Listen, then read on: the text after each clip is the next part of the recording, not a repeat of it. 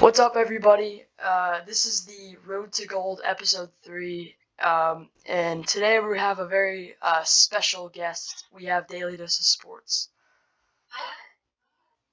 We're going to be talking about Team USA and their game against Argentina, uh, and I'm trying out a podcast format instead of like a scripted format. I'm going to see how I like it. I might stick with it, might go back. I don't know. I might do a mixture of both in the future, but it's just we're gonna see how it is. But let's get started. So, Team USA obviously won to Argentina, like 108 to 80 or something like that, which is something like that. So it's something that Team USA, like we should expect from Team USA. That stereotype of Team USA should always win.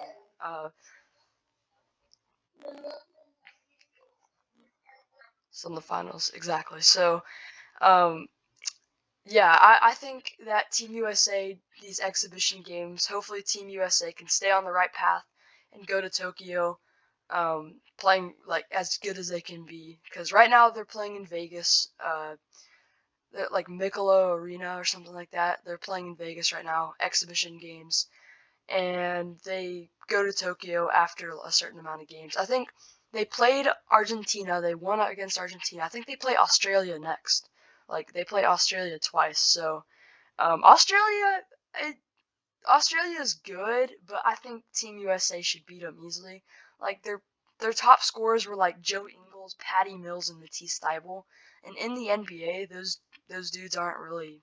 I mean, they're role players at most. Like they play like maybe 15, 20 minutes a game. Not even that actually. Not even that. But um, Team USA, I think like most of the players on that team were in a playoff series. Like Jason Tatum and Kevin Durant were against each other in a playoff series, and now they have to play with each other in like a couple of weeks, and they have to the chemistry. Like I think Team USA has to work out their chemistry, and I think they are starting to, and that I think that's their success. That's why they're succeeding. That's why I think. And yeah, go ahead.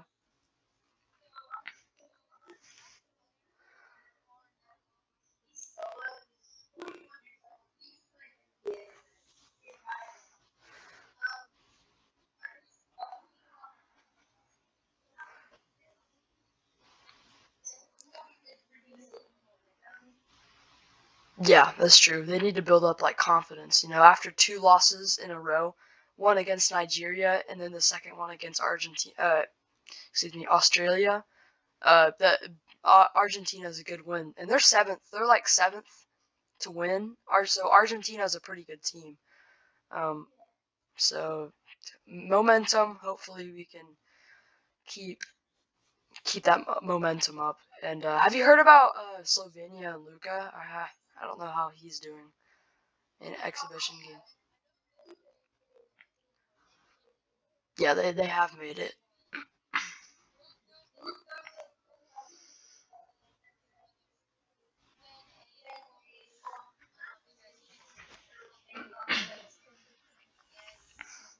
Yeah, that would make sense. That's true. And like,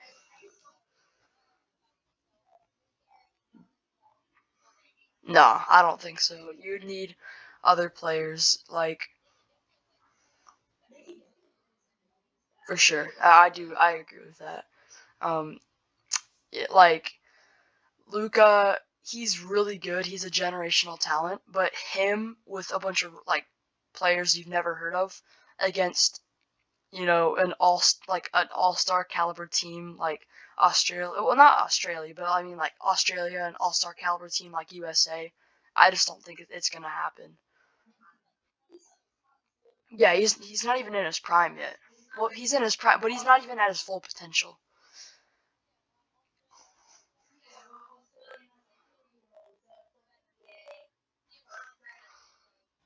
Yeah, yeah, like a player like Luca, like he can handle the ball really well. He's also tall and he can post up because he's like 6'6", 6'7", and he's like I don't know. He's but he can post up. Like a player like Trae Young. Trae Young has like far more range, and he's a little bit like faster and more athletic than Luka. But I think Luka's better because you know, Luka can just he's an all around superstar. But going back to Team USA, you know, I think I don't know. It's crazy. I think going back to you saying like the defense thing, the play like Team USA was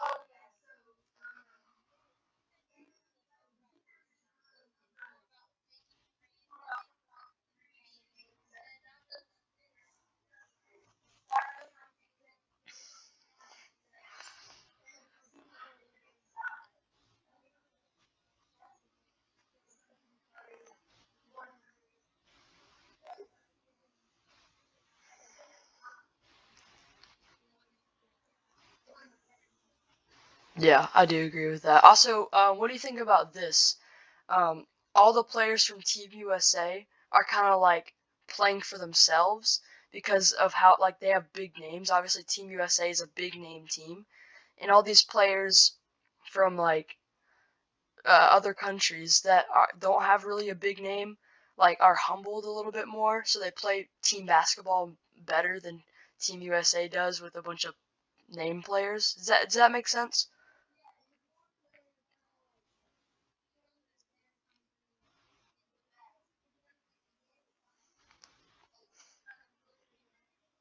Yeah.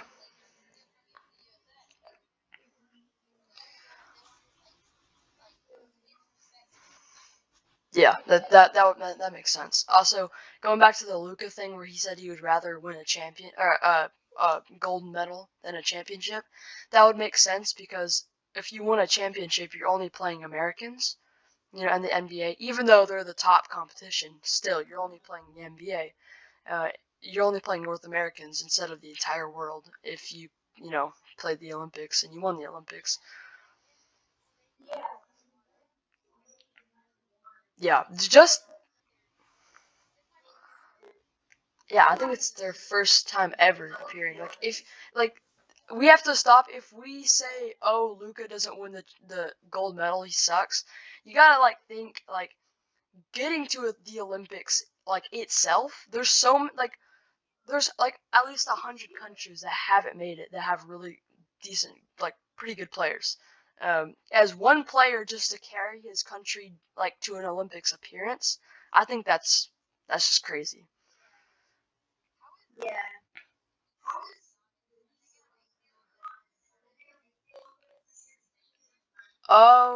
I don't. I think they. I don't even know if they made the Olympics. Yeah, he's been in the finals, playing the Suns. That's what sucks is like the Olympics and the finals are very badly timed. Um, and like some of the players are in the Olympics instead of or in the finals instead of the Olympics. Probably other countries too. Like they're having their own leagues and like most of the top players are in the leagues. So I think the exhibition, like the actual Olympics itself, will heat up because all their star players are gonna be there.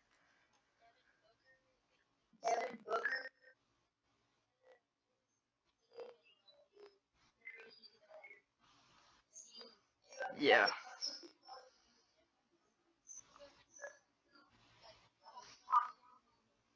for sure. Yeah, no, they're like top 10 at least. Top 15, I would say, maybe top 10. Yeah, I think the Olympics will heat up, uh, because again, all the players are stuck, finishing out leagues or in the middle of leagues. We never know. For us, they're just finishing out. But some other spots in the world, there could be a league just starting up, and some players are going to play the Olympics. So I mean, I'm really confused. Like it's just no man's. It's no man's land basically. Like it's everyone's like claim because Team USA is favored to win, but I mean like you never know because you don't really hear about all these players, all the countries like working on their. You don't really hear about what they're doing, so you never know how good a country is until you actually play them.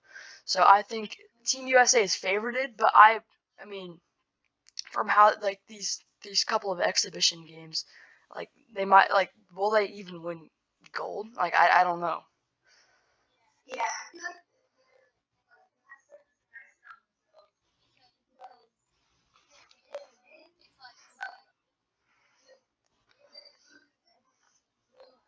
That's true. It's like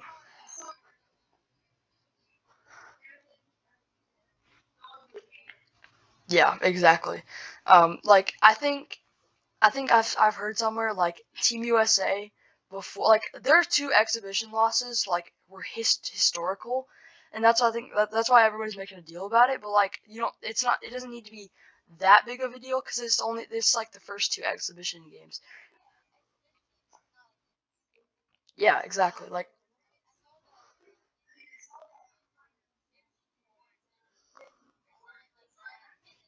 yeah, in exhibition games, and then the two exhibition games, they lost. They've on yeah, like it was quote unquote like historic. There are two exhibition losses, but I mean like it's the two like no matter what your record is, I think you if as long as you win gold, you win gold. It does and nothing else matters. For sure. I mean it's not like exactly these exhibition games, I think people mis misrepre like these exhibition games are misrepresented. Like people think it's where everybody has to win. You have to win all of them. But these exhibition games don't count at all. So what these exhibition games are built for is they're built for players and teams to shake off a little bit of rust, get the plays going, get familiar with the plays, um, just get used to playing as a team. Exactly. Just get used to your competition. That's what these exhibition games are for. So if you're a Team USA fan, I said this in my last episode. I wouldn't be worried. I would be a little bit like, concerned because things could go haywire, but things could also go really well. I mean, we're only three exhibition games into the Olympics, and yeah, they are. I think for sure they are. It's like I don't know, but it's not like the biggest deal in the world that they lost two exhibition games. Obviously, it's historical, quote unquote. But it's just I don't think it's a big deal at all. But if you want, do you have anything to bring up? Anything like you don't have anything else? Well, yeah, I just hope Team USA can do good. I guess that's really all I have to say for Team USA because we're only three exhibition games in. So I mean, it's kind of anyone's game. Like people were saying like whenever the Team USA roster was announced, everybody was like, does the world expect like to win against this team? Like it's like Kevin Durant, Jason Tatum, Bradley Beal, Jeremy Grant, and Damian Lillard. Um, and it's like, well, I mean, the world's catching up. Like,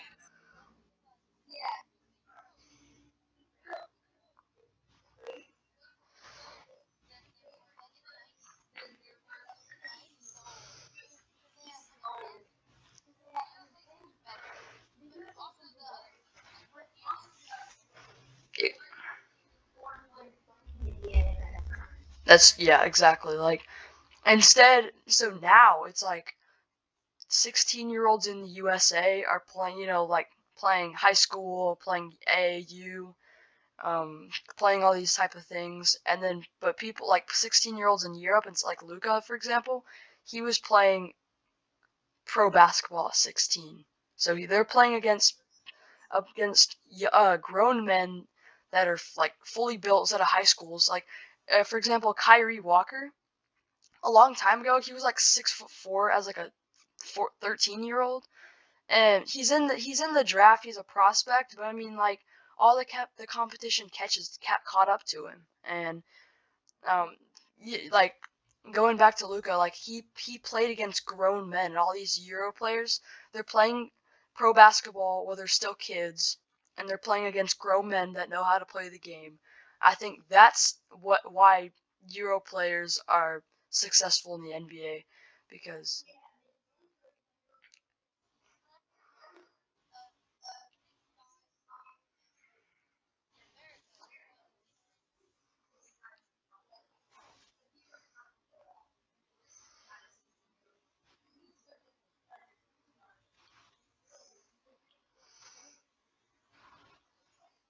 yeah, exactly.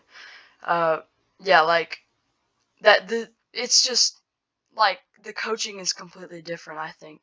Like Team US, like, or not Team USA, but USA in general, the coaching is a lot more. I wouldn't say the coach, like, it's different. I'm just gonna say it's different. Like players in the USA shoot threes a lot more because may or may not, indirectly, directly, because of Steph Curry. I'll say it. But players nowadays are shooting way more threes and shooting a lot more in the paint, and the mid range is dying out. And I think, and they're overall like becoming more flashy. Like you see, ball is life, and you see a bunch of players flashy. But I think in the Euro, it's like it's not really. There's not many flashy players in the Euro, and like that are foreign in the NBA. Because I think that, like their coaching is like just get the job done. Doesn't matter. You don't have to be flashy or anything. Um, yeah, exactly. Exactly. Like, can you name like a player in like NBA player that's foreign that's like quote unquote flashy? Yeah, there's not. He's not like Steph Curry. Yeah, but I mean other than that, but you don't hear about it. Like ESPN doesn't like plaster it everywhere. Like LeBron, like a LeBron James dunk. Like they're crazy dunks, but like ESPN just plasters them everywhere. Like also Stephen Curry. Steph. Yeah, and James Harden, his threes go crazy. His he breaks ankles. They go crazy. Not as really much anymore, but back then it was crazy. But I mean, like, I think the world's catching up to Team USA. So like I would say in the future Olympic Games, there's not Team USA isn't gonna be like winning as many games as they will. I don't know if they'll win gold anymore. Like if they keep winning gold or not. But I think the world is like catching up to Team USA. And like yeah, what's up? Oh yeah, no, for sure. Anytime. Episode 3 of Road to Gold. Yeah. Thank you for being a feature on our channel, or on my channel, and you can go ahead subscribe to Daily Dose of Sports if you want to explain what your channel is about. I mean, go right ahead.